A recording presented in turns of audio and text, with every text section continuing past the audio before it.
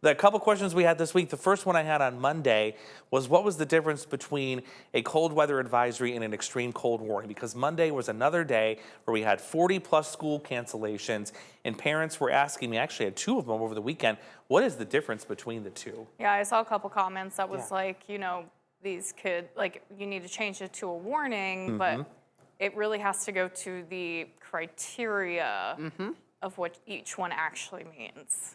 Yeah. Yeah, and remember, we did a story on this when the verbiage changed. This was the fall of 24. The National Weather Service said we want to simplify this because cold is cold. And the reason for that is you could have a temperature of 30 below and no wind, but that would have easily qualified for something, say, like a wind chill warning. But the fact that you didn't have a wind chill, it kind of didn't make sense to issue a wind chill warning. Yeah. No. So this kind of covers that base. It covers the absence of wind, whether you have it or not. So the main difference was, and I think the easiest way to simplify this, cold weather advisory, if you're dressed for the weather, you can be outside for a few hours at a time, you're not going to have problems.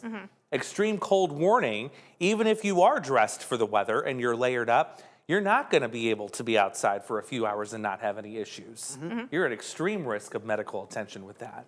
Yeah, and again, we're still talking about wind chills, Yeah. and it doesn't take much wind to affect that. But yeah, what the National Weather Service wanted to do was to try to get that mind away from it being windy. Right. 'Cause when you hear wind chill, you're like, oh, it's going to be windy and cold.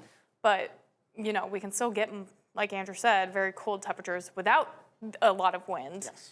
And that's kind of where this covers the entire baseline. Cold is cold. Exactly. No doubt about it. It is cold and it can be dangerous.